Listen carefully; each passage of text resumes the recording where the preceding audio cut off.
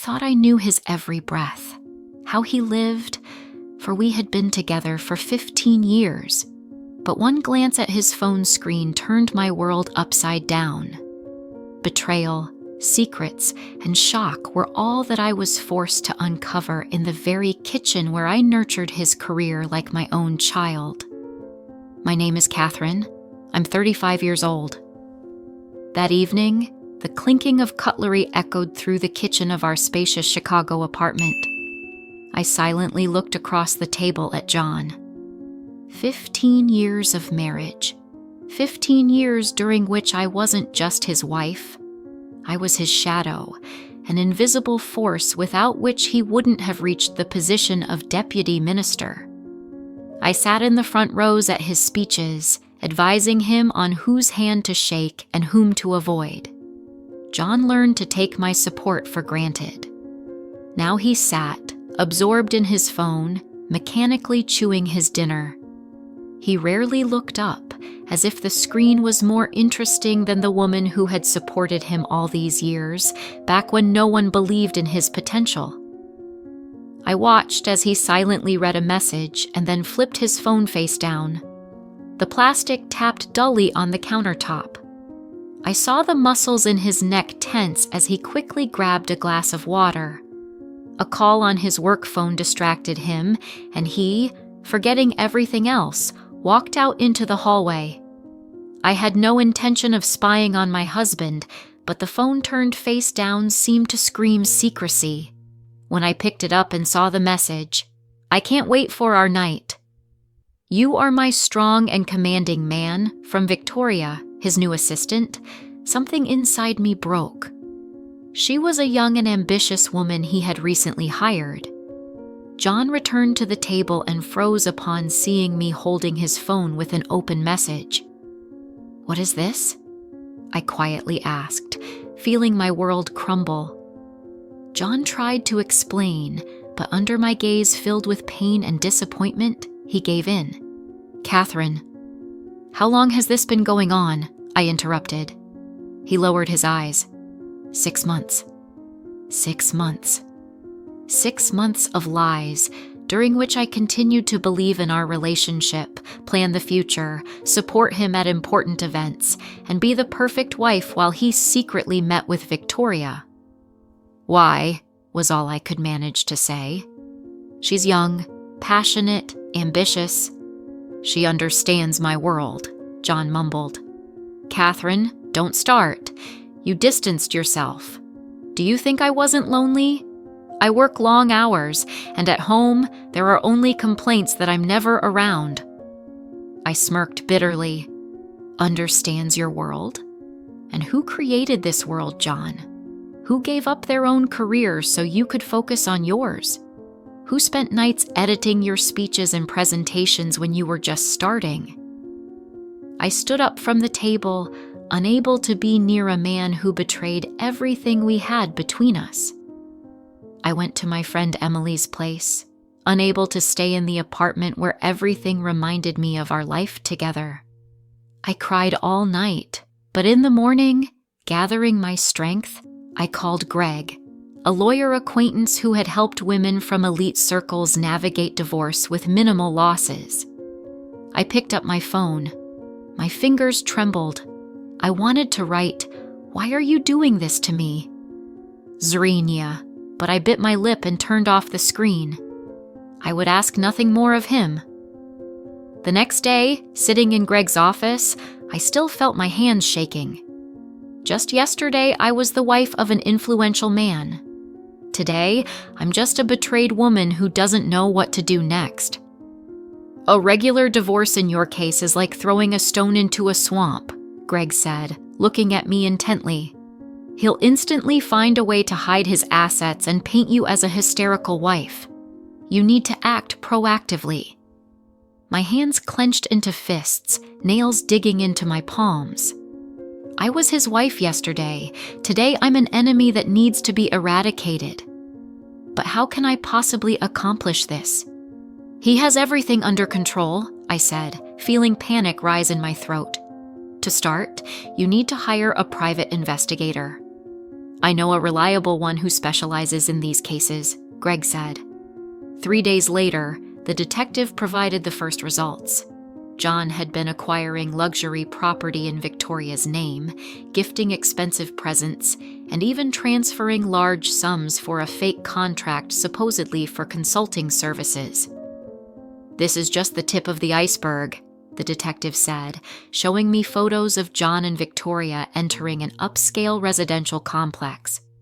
Utilizing his official position and access to company funds, he financed this affair. The detective placed a folder full of documents in front of me, account statements, copies of property purchase agreements in Victoria's name, and photos proving their relationship. "With this material, you can demand a fair distribution of assets in the divorce and compensation for moral damages." I flipped through the folder, feeling the pain give way to determination. If John thought I would quietly leave, he was gravely mistaken. When John realized I wasn't simply going to leave, giving him way to a new life with a younger lover, he came at me with heavy artillery. His representative, Tom, a former colleague, came to Emily's apartment. "Let's talk like adults," he began, settling himself across from me. Prepared by my lawyer for such a visit, I had turned on the phone's recorder before Tom arrived. "On good terms?" I asked. "And what about using corporate funds to maintain a mistress? Is that on good terms too?" Tom frowned. "You know, in our city, people sometimes disappear. Things happen. I wouldn't want you to have any trouble. You know the kinds of troubles that can occur in our city." I silently stared at him. Tom spoke confidently, but his eyes darted around. He was cautious, fearing my reaction. So, John feared me too. "Catherine, you shouldn't raise issues that could harm you. John has many influential friends. Think about your future." "I'm thinking about it right now," I replied. "And by the way, our entire conversation is being recorded and a copy has already been sent to an independent journalist. If anything happens to me, evidence will be published." Tom's face shifted. He quickly ended the meeting and left, realizing his threats didn't work. The next day, the IRS called, a standard audit, nothing personal. A day later, Emily informed me that someone had been inquiring about her work. John decided to play dirty, but I knew the rules better. That evening, John called me.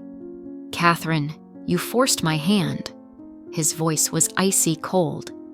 "Do you really think you can blackmail me?" "No, John. I don't think. I know I have all the evidence. And if you don't want it to be seen, you'd better play fair. Do you realize what you're doing?" His voice trembled with barely contained rage. "You want to destroy everything we've built over the years?" "No, John," I replied calmly. "You destroyed it yourself when you chose to cheat on me with a girl young enough to be your daughter. I'm just protecting myself and my future." "I can secure your future. Will you agree to a peaceful divorce?" John's tone shifted. "Too late," I cut him off. "I know about your financial maneuvers, about the apartment you bought for Victoria, about the money you transferred to her under a bogus contract. If you think you can pay me off with a token, small amount after 15 years of marriage, you don't know me well." The line went silent. "What do you want?" John finally asked. "Justice," I replied calmly and hung up. After Tom's visit and John's call, I understood time was against me. John could exploit his connections to quickly hide assets or pressure judges. Greg found a legal loophole. "John believes everything is under his control," Greg said, leafing through papers. "But if his accounts suddenly get frozen, is that possible?" I raised an eyebrow. "The question isn't if it's possible. The question is whether we can do it before he realizes what's happening.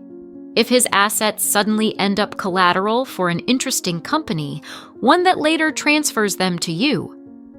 Greg continued, I have connections at the bank where your accounts are held. We can operate through an offshore structure, so he won't understand where the money went until it's too late. The plan was risky but effective. First, using the investigators' materials, we prepared an anonymous publication about how John was using corporate money to keep a mistress. Second, through mutual acquaintances, I disseminated information that I was ready to release these materials to the media if the divorce was not quick and fair. Third, the lawyer and financial consultants helped me transfer part of the assets into a safe zone, register the apartment and car under a third party, and transfer a significant sum through a chain of transactions to another jurisdiction. The key is to act fast, Greg emphasized. If John senses a threat, he might hide the assets or use his connections to press the court. I agreed. The next day I pressed send. A notification, published, appeared on the phone. I knew that within an hour, journalists would begin unraveling the story. John wouldn't be able to cover it up anymore. The anonymous publication appeared in one of the independent online outlets about the corruption schemes of a deputy who used his position for enrichment and keeping a mistress. Though no names were mentioned, all details pointed directly at him. John was pacing his office. Why the hell can't you block the accounts? Too late, muttered the lawyer, mopping his sweat. She got ahead of us. That evening, he called me. Do you understand what you've done? His voice shook with rage. You've ruined my career. For the first time in his life, he felt powerless, unable to press or solve a problem with a call or threat. No, John, I replied calmly.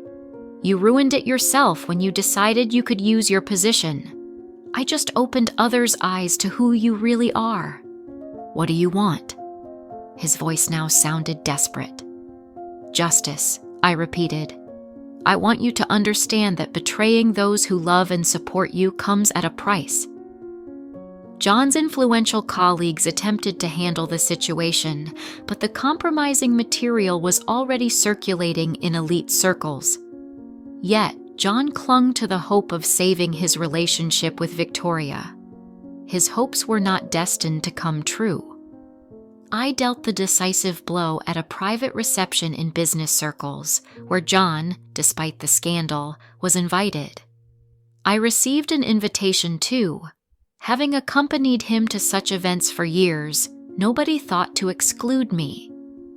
I arrived alone, elegant and composed, evoking sympathetic glances and whispers behind my back. During the reception, journalists received an anonymous leak. Documents on money transfers, correspondence between John and his mistress, and most revelatory, photos of Victoria meeting another wealthy man, deputy of a large corporation. She played a double game. At first, John noticed nothing. He stood with a champagne glass, smiling and shaking hands as if nothing happened. But gradually, the atmosphere in the room began shifting. It started with subtle signs. Conversations cut off mid-sentence as he passed by, sidelong looks, waitstaff whispering among themselves while stealing glances his way.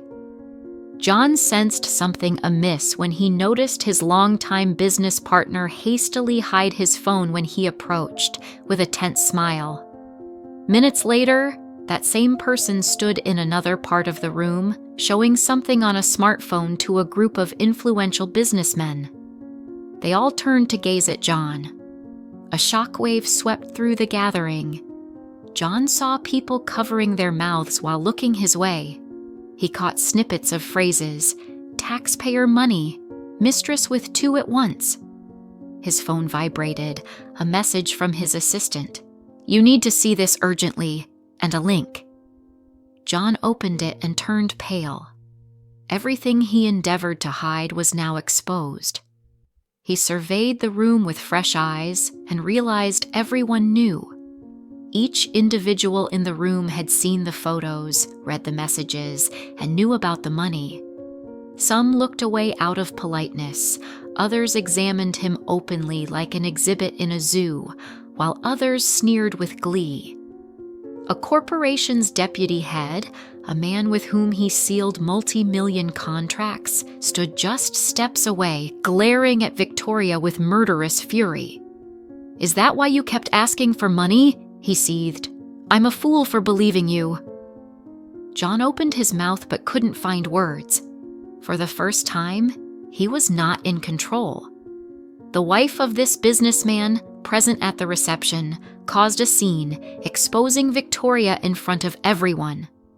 "So this is the Vicky my husband always talked about," she yelled, showing a phone photo of Victoria coming out of a luxurious restaurant with her husband. "You thought nobody would find out you were sleeping with 2 men for gain?" John stood still and pale, watching his mistress once devoted, now tangled in lies. "John, tell them—" She clutched his sleeve. "Tell them we just love each other." John didn't move. "John!" Panic crept into her voice. Our eyes met across the room. His gaze was filled with rage, fear, and pleas. But I was no longer the woman who feared losing him. I walked past him, and he sharply inhaled as if to speak, but he couldn't. And then I understood. He feared me. In my eyes, there was no triumph, only the calm assurance of a person reclaiming justice. Unable to withstand the shame, Victoria fled the room in tears. John, trying to maintain some dignity, made for the exit, accompanied by the minister, who sternly pointed him towards the door. I approached a journalist. "Want an exclusive?" I asked with a light smile. "A story about how love and dedication can be traded for fleeting pleasure, and in return, lose everything." The journalist quickly pulled out a recorder. "Catherine, I'm talking to the press." John stepped towards me, but I looked through him as if he were an empty space. You didn't want this." I tilted my head, contemplating, then smiled. After the public scandal, John was forced to sign the divorce under my harsh conditions. Not only did he lose a significant share of jointly acquired assets, but also his job. The company couldn't retain someone who tarnished its leadership reputation. Victoria vanished from his life, moving on to a new benefactor. Former colleagues and friends avoided John, fearing a connection with him might damage their careers.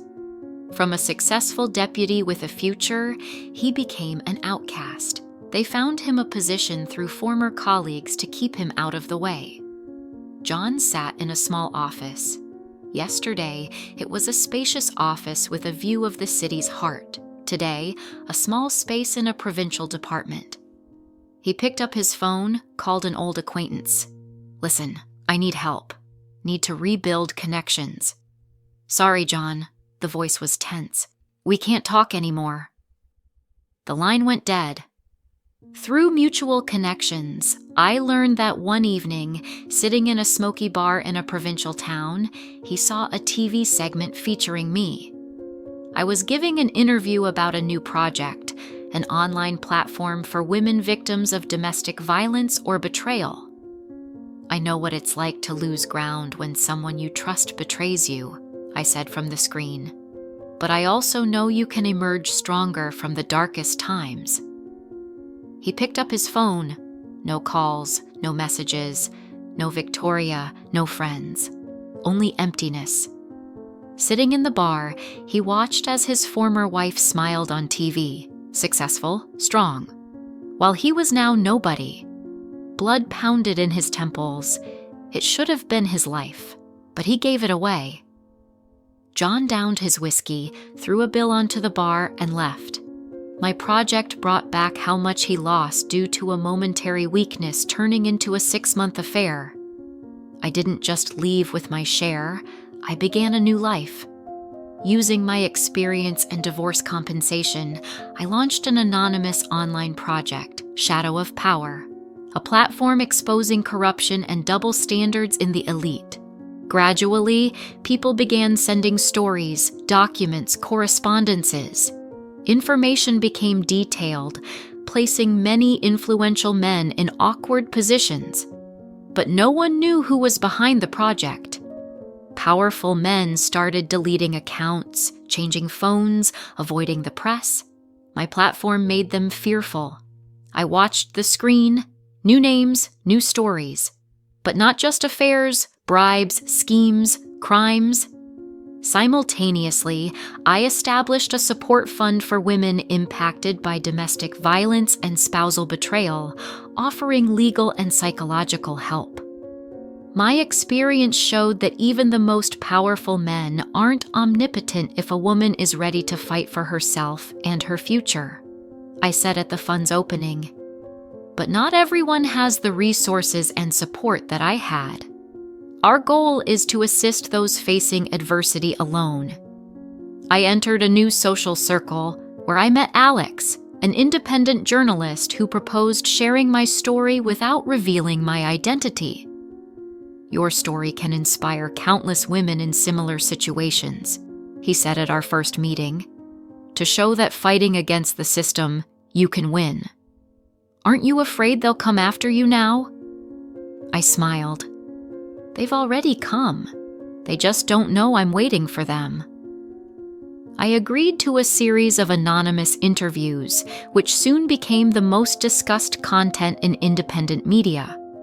Women from different cities wrote to say my experience empowered them to exit toxic relationships and start anew. A year later, I was sitting in a cozy cafe, browsing messages on the Shadow of Power platform. The project had grown into a serious media outlet with a team of investigative journalists. I realized I had a chance to expose more high-ranking individuals abusing their positions. Alex, who had become not only my business partner but also someone close, noticed my thoughtful expression. Something interesting? I smiled, warmly, but with a barely noticeable predatory note. It doesn't matter anymore. I was no longer the abandoned wife of a deputy. Now I was a force, a woman who dared to challenge the system and won. That evening, in my new office, I reviewed offers from publishers wanting to publish a book about my story. My experience became an example for thousands of women in similar situations. Sometimes you need to lose everything to find yourself, I wrote in the preface of the upcoming book. My husband betrayed me, but that gave me the chance to start anew on my own terms. Now I know there's nothing a woman can't achieve if she decides to fight for her freedom and dignity. I raised a glass of champagne and gazed into the mirror. It wasn't an abandoned wife I saw. It was me, free, strong, and finally happy. Did you like the story? Write your opinion in the comments. Don't forget to subscribe to the channel and turn on notifications so you don't miss the next interesting story. See you tomorrow.